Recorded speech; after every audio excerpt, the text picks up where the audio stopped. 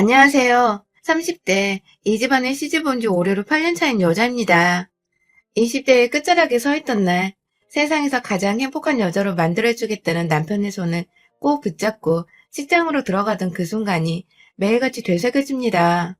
그때 내가 식장을 뛰쳐나갔다면 지금쯤 나는 전혀 다른 삶을 살고 있지 않을까 싶기도 하고, 연애만 했다면 오히려 남편과는 기분 좋은 추억들만 남긴 채 좋게 헤어질 수 있지 않았을까 싶기도 하고, 참, 안 해도 될 지난 일들을 상상해보면서 별걸 다 혼자 각색해보려 합니다. 저는 결혼을 하기 전부터 참 시끌벅적한 인생을 살았다고 자부할 수 있어요. 결혼을 한 후에도 변한 것 하나 없이 오히려 더 씁쓸하고 가슴 아플 만큼의 역경을 많이 겪었고요. 저는 대학을 나오지 않았습니다. 이유는 단순했어요. 가정형편이 좋지 못했거든요. 그 당시 학자금 대출이 지금처럼 아주 흔한 것도 아니었고, 대출이나 은행일이 무지했던 19살 저는 단순하게 우리 집이 너무 못 사니까, 그리고 부모님도 대학이 부담스럽다며 누누이 말씀을 하시니까 당연히 꿈도 꾸지 못할 곳이라고 생각을 했습니다. 그렇게 친구들이 대학을 갔을 때 저는 돈을 벌겠다고 공장에 들어가 이교대를 하며 학비를 모았고, 부모님도 챙겨드리며 조금씩 모아보다가 제 스스로 학교에 들어갈 수 있을 만큼의 돈이 모였던 24세, 결국 대학 가는 꿈은 완전히 포기를 했어요. 남동생부터 대학을 보내야 하지 않겠냐며 고등학교 졸업 후에 군대를 가르던 애를 붙잡으시면서 제게 학비를 부탁하셨거든요. 집안의 장남이니까. 남자니까 대학은 반드시 나와야 한다면서 당연스레 제가 모아놓은 돈을 동생이 학비로 쓰자고 말씀하시는 부모님께 감히 거역을 할 수가 없었습니다. 당연히 그래야 한다고 저조차도 생각을 했던 것 같아요. 정말로 남동생은 이 집안의 장남이었고 대학이라도 보내놓으면 뭐라도 집안에 도움되는 일을 해주지 않을까 싶기도 했어요. 하지만 그렇게 20살부터 누나가 피땀 흘려 모아온 돈으로 대학을 간 남동생은 3학년이 되었을 때 사고를 쳐서는 같은 학교 캠퍼스 내 여자애를 임신시켰고, 그 바람에 학교도 휴학을 하고 돈을 벌겠다고 사회를 뛰어들었고, 그렇게 나온 대학을 결국 애가 태어나면서 복학도 못한 채 군대부터 후다닥 다녀오겠다고 급기야 중퇴를 해버리고 말았습니다. 정말 남동생이 생각지도 못했던 방향으로 흘러가는 인생에 제가 다 실망과 울분을 토해내야 했고, 왜인지 내리막길로 가는 남동생의 인생을 따라 제 인생조차 완전히 흙구덩이에 파묻히는 듯한 심정이었습니다. 기껏 내가 번 돈으로 대학을 보내놨더니 한다는 짓이 참 화도 안 나고 너무 울어서 나중에 눈물조차 메말라 버렸죠. 결국 남동생이 자퇴하고 군대 들어가던 날 저한테 지 여자친구랑 애까지 맡겨놓고 가버린 바람에 저는 졸지에 한가정의 가장이 되어 버는 돈을 또 족족 조카를 키우는 데 보태 써야 했고, 나중에 남동생이 부양가족 문제로 일찍 조기 제대를 했음에도 이미 제가 벌어다주는 돈에 너무나도 익숙해진 동생은 너무나도 당연하게 제게 아이를 부탁한 지 어디서 돈을 버는지 집은 들어오지 않고 매번 밖에서 겉돌았죠. 나중에 보니 동생네 커플은 이미 쫑이 날 대로 나 있었고, 여자 쪽에서는 절대로 결혼을 반대하고 있었어서 결국 남동생은 양육비를 주는 조건으로 깨끗이 헤어지게 되었으나, 그로 인해 저 혼자 중간에서 완전히 새가 되어버렸죠. 어차피 헤어지고 양육비를 줘야 할 거 왜 그간 내가 양육비와 살림살이에 필요한 생활비까지 가져다주고 있었는지, 사고는 둘이 쳐놓고선 왜 어머니가 돈이란 돈을 다 갖다 바치면서 애 걱정에 다 큰 성인도 걱정을 하고 있었는지 후에 막심했지만 때는 이미 늦었었죠. 그 후로 저는 완전히 개털이 되었고, 몸은 몸대로 너무 망가져서 계속 공장에서 일을 하기가 힘들었습니다. 대학을 너무 가고 싶은데 갈 수 있을 만큼 돈을 빨리 마련할 방법을 더 이상 찾지 못하게 되었죠. 누가 나 같은 걸 써주기나 할까 싶지만 정말 딱 한순간 술집이라도 나가봐야 하나 싶은 나쁜 생각도 한 적이 있었어요. 그 정도로 제가 너무 최악의 상황이었던 그때 무작정 당장의 생활비를 벌겠다고 숙식이 가능한 알바 자리를 찾았습니다. 바로 골프장 캐디였어요. 무작정 집을 뛰쳐나가서는 저 혼자 제발 살고 싶다며, 하지만 능력이 안 되니 구하고 구한 알바가 캐디였죠. 그 당시 같이 공장 일을 하던 언니의 도움을 받아서 어디 산 깊숙이 있는 골프장까지 따라가서는 무작정 한 달 정도 훈련을 받고는 일을 시작했습니다. 뭔가 이대로 내 인생은 쭉 똑같을 것이라고 생각을 했는데 정말 무슨 운명의 장난처럼 그곳에서 지금의 남편을 만났습니다. 남편은 골프장 손님으로 온 무리들 중 하나였는데 햇빛을 가려보겠다고 얼굴을 모자로 칭칭 감은 제게 유난히 따뜻하고 살가웠던 손님이었어요. 첫 만남부터 좋은 손님이라고 저도 참 감사해 했는데 그 후 남편은 자주 골프장을 찾아서는 저를 지목하며 캐디로 썼고 그렇게 나름 저의 단골 손님이 되어 자주 만나게 되었죠. 골프 치는 동안 시답지 않은 수다부터 시작해 서로의 인생 얘기까지 대화 코드가 잘 맞다 보니 진지한 얘기들도 점점 서스럼 없이 하게 되었고 처음에는 정말 단순히 제가 캐디로서 재미있고 또 자격을 갖췄기에 절 자주 찾아주는 줄 알았어요. 하지만 이내 남자친구와 있냐는 둥 혹은 골프장을 혼자 와서는 캐디와 1대1로 골프를 치려 하는 둥 뭔가 저와 사적인 시간을 점점 보내려 하는 남편의 태도를 알아차리고는 부담스럽다며 일부러 카운터에서 남편을 1차로 거절하기에 이르렀죠. 내심 남편이 좋아 보이긴 했지만 손님과 연애를 해서 일자리를 잃고 싶은 마음은 절대 없었거든요. 하지만 남편은 그걸 알아차렸는지 따로 저를 찾아와 진지하게 만나보고 싶다는 대시를 꾸준하게 했고 급기야 자주 얼굴 보기가 힘들다며 저에게 일자리를 제안하며 골프장 밖으로 데려 나오려 했죠. 거의 1년간의 구애를 지켜보며 저도 서서히 남편에게 마음을 열었고 그렇게 한두 번 남편이 운영하고 있는 작은 회사에 따라가 구경을 해보다가 결국 남편과는 결혼을 하며 저도 캐디 일을 완전히 그만두게 되었습니다. 일은 남편 회사 공장에서 다시 시작했고요. 때문인지 당시 결혼할 때 시부모님의 반대가 정말 심했어요. 제가 대학을 나오지도 않았고 심부름꾼이나 다름없는 캐디로 일을 하다가 자기야도 회사 공장에서 일을 하고 있다고 하니 며느리도 받는 게 싫으셨겠죠. 저도 왠지 남의 집 귀한 자식 뺏어다가 인생 망치게 하는 거 아닌가 싶어서 시부모님을 설득할 용기가 전혀 나질 않았어요. 하지만 제가 좋다는 남편의 완강한 태도와 제 분수를 하고 헤어지려는 저의 모습을 불쌍하게라도 보기 시작한 시아버님의 작은 친절이 결국 어쩌다 보니 결혼까지 하도록 만들더군요. 너무 감사했습니다. 그리고 죄송했어요. 제가 친정과는 연을 완전히 끊고 사는지라 결혼식에도 저희 부모님을 부를 수가 없었는데 내내 저를 탐탁지 않던 시어머니께서 그 모습마저도 완전 꽝인 며느리로 보였겠더라고요. 저와는 눈 한번 마주치지 않으려 하시고 그냥 보기 싫다고 공장에서 일하던 것마저 잘라버리신 바람에 저는 결혼 후 그냥 집안에 있으면서 완전히 집에서 살림만 하게 되었어요. 태어나서 처음으로 휴식다운 휴식을 취해볼 수 있는 시기이기도 했지만 늘 돈에 쫓겨 살았던 제게는 너무나도 불안했고 또 남편에게 미안한 마음도 컸죠. 남편 퇴근하는 길에 따라서 저희 집에 오곤 하셨던 시어머니는 집안 곳곳을 돌아다니시면서 손가락 하나 쓱 문질러서 먼지 한 톨이라도 나오면 집구석에서 넌 도대체 뭘 하고 있었니? 하면서 혼을 내셨고 할 줄 아는 것이 정말 하나도 없는 구제불능이구나 넌 하면서 제 지난 인생을 모두 평가해내시며 절 기죽이곤 하셨죠. 집안에 있음에도 곧 시어머니가 언제 들이닥칠지 모른다는 불안감 때문에 늘 제 몸을 가만 놔두지 못한 채 청소를 결벽증 환자마냥 해냈고 그래서 결혼하기 전 힘들게 돈을 벌었던 때보다 제 마음은 더 병들어갔습니다. 유일하게 제 편이 되어주던 남편도 처음에는 시어머니에 맞서서 싸우다 너무 집안에서 큰소리가 오고 가는 게 지쳤는지 나중에는 퇴근을 일부러 늦게 해서 시어머니와 저의 마찰을 안 보려 하는 등 자리를 피하는 방법을 택했죠. 덕분에 전 늘 최전방에서 혼자 적군과 맞서 싸우다가 총 맞고 피 흘려 죽는 기분이었어요. 그런데 참 제 기구한 인생은 끝날 기미를 보이지 않더군요. 제가 결혼하고서 3년간 틈틈이 9급 공무원 시험 준비를 했었는데요. 시험에 덜컥 합격을 해버렸어요. 남편 회사에는 취직이 안 될 게 시어머니 때문에 뻔하니까 뭐라도 시간이 있을 때 해보자는 마음으로 집안일 다 끝내놓으면 혼자 방에 들어가 공부를 하고 다시 남편 퇴근하면 밥 차려주고 다시 밤늦게 공부를 하는 방식으로 꾸준히 했던 것인데 합격을 하고 나니 정말 기쁘더군요. 게다가 그즈음 제가 아이를 임신하게 되어 정말 내 인생에 이런 날도 찾아오는구나 싶었습니다. 아이가 찾아온 기쁨과 시험 합격의 기쁨을 동시에 얻었으니까요. 아이 태교를 하면서 출퇴근을 하고 돈도 벌고 사회생활을 하면 제가 좀 더 활기차지니 남편도 좋아하고 저도 좋고 그렇게 잘 지내는 와중에 남편이 교통사고로 세상을 떴어요.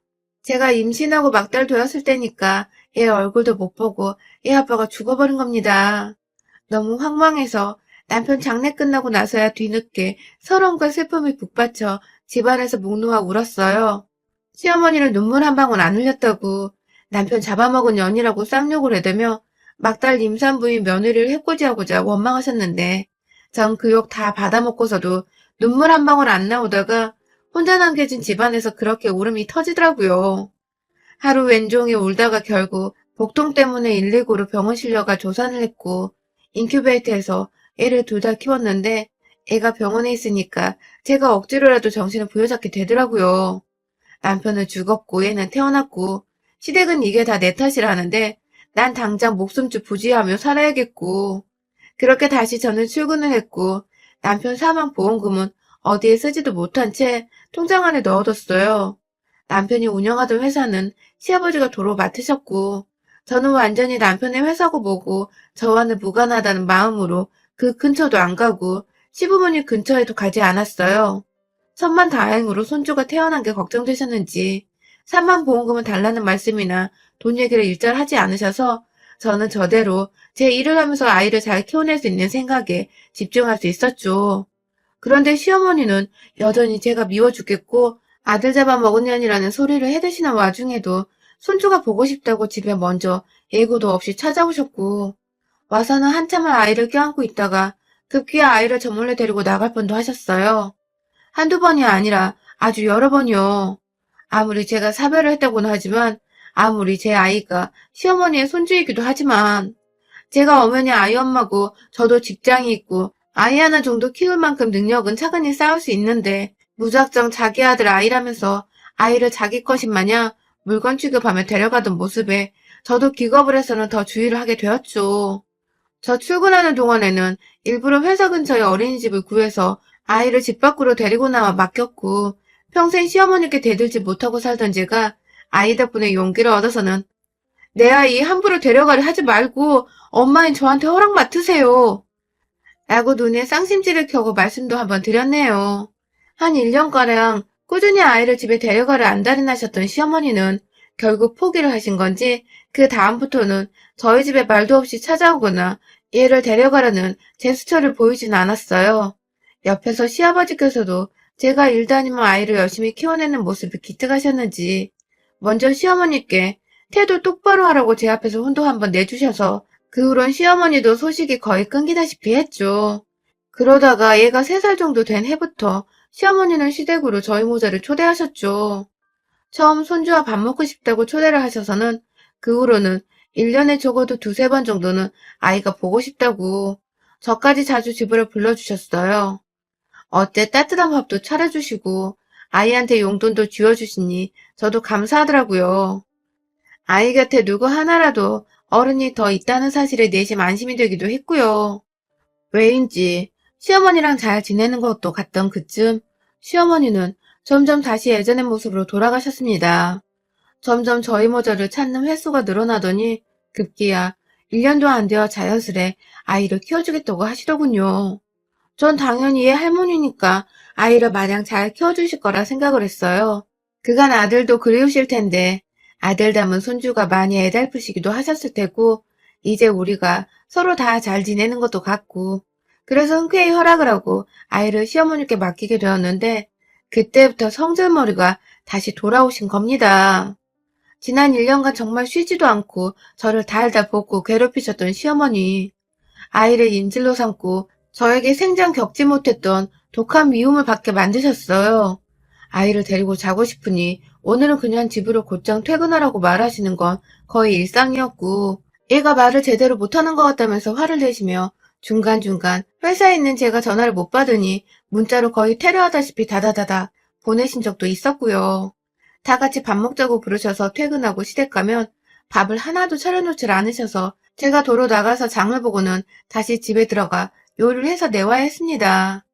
양육비 명목으로 저한테서 달마다 돈을 받고 계셨는데도 불구하고 이런 식으로 계속 돈이 추가로 들어간 바람에 아이를 어린이집에 보낼 때보다 제가 달마다 50만 원 정도 지출을 더 해야 했고, 공무원의 쥐꼬리만한 월급에서 거의 3분의 1가 시댁으로 들어갔어요. 지출되는 돈을 둘째치더라도 아이를 차라리 어린이집에 보내면 속이라도 시원하고 돈 내면 끝날 일이니 마음이 편할 텐데, 시어머니는 꾸준히 저의 양육 방식을 문제 삼으면서 얘가 모자란 것 같다, 혹은 얘가 왜 이리 말랐니? 하면서 시어머님이 애 옆에서 해주셔야 할 문제를 퇴근하고 집에 가야 애를 보는 저한테 잔소리를 하면서 그게 다 제 탓이라는 듯 말하셨어요.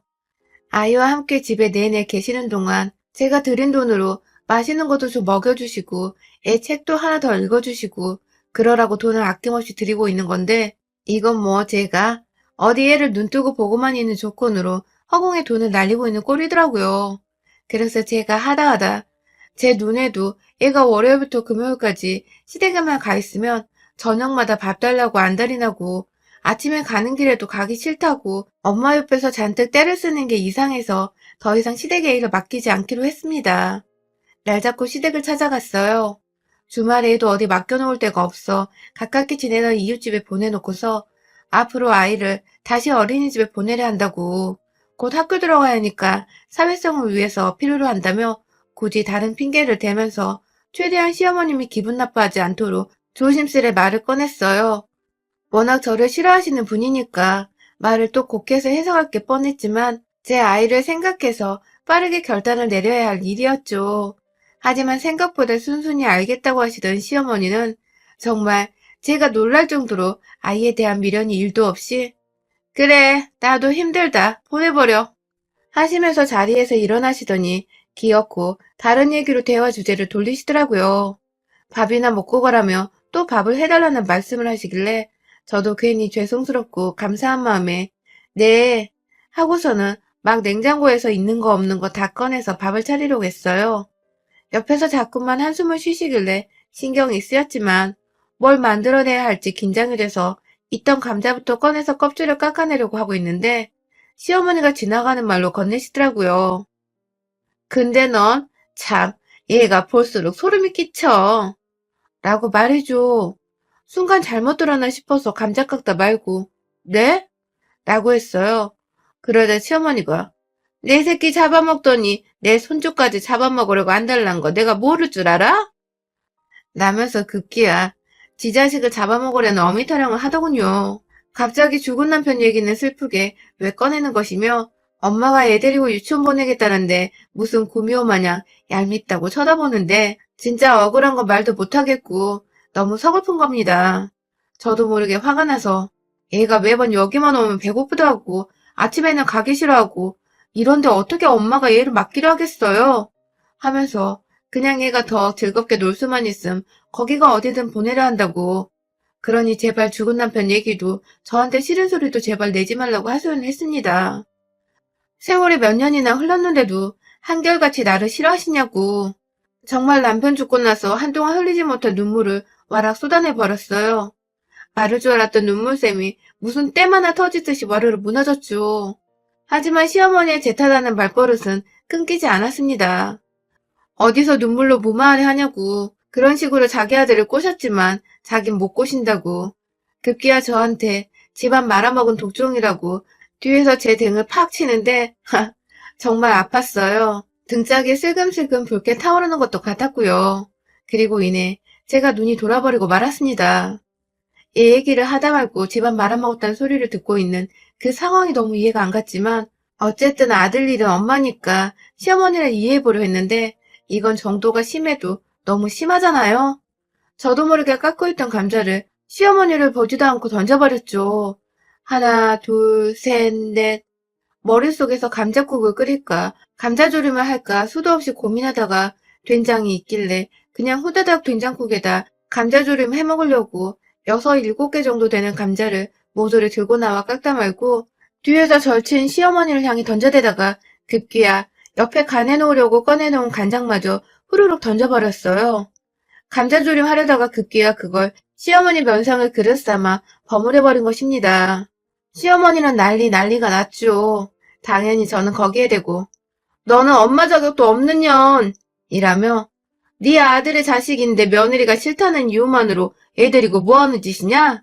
라며 애 팽개대고 절 괴롭힐 생각 말고 진심으로 아들이 그리우면 손주한테 살갑기라도 하라며 매달 돈 150은 거저들고 가면서 돈 뜯어낼 궁리 그만하고 할머니 노릇 제대로 하라고.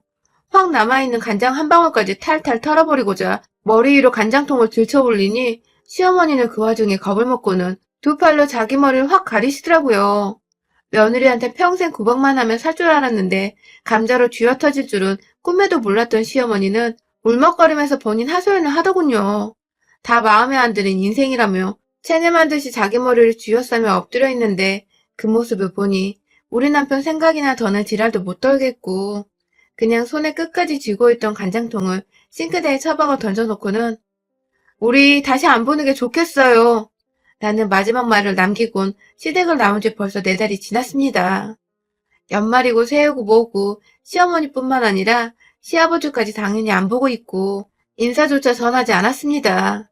이 세상에 아들과 단둘이 남겨진 기분이 들지만 그럼에도 누구보다 자식을 잘 키워내려 노력하는 엄마이기에 외롭지도 않고 겁날 것도 없어요. 아이가 다니는 유치원은 어떻게 알았는지 선생님 말씀으로는 제 아이가 할아버지라고 부르는 분이 가끔 와서 초코파이 상자를 한아름 가져와 친구들까지 나눠주고 가신다네요. 가끔 저희 집 근처에서도 시아버님이 기다리고 있다가 아주 짧은 인사를 하고 가시긴 하거든요. 아이에게 가족이 더 생겨 좋다고 생각했지만 결국 그 가족마저도 제가 싫다는 이유로 제 아이를 대충 돌보고 오히려 싫어할 만한 기억을 안겨줬던 지난 1년 남짓했던 시간. 그 시간들을 아이에게 보상해주기 위해서라도 저는 더 열심히 그리고 행복하게 살려고 합니다. 결국 아이에게는 엄마가 행복한 것이 세상 제일의 교육인 것 같거든요. 세상이 사무치게 외로우신 분들, 인생이 힘드신 분들, 남편 사별까지 겪고 혼자 아이를 키워내는 중인 저를 보면서라도 힘내세요. 저도 그리고 제 아이도 함께 당신을 응원할게요. 여러분의 생각은 댓글로 남겨주세요. 오늘도 시청해주셔서 정말 감사합니다.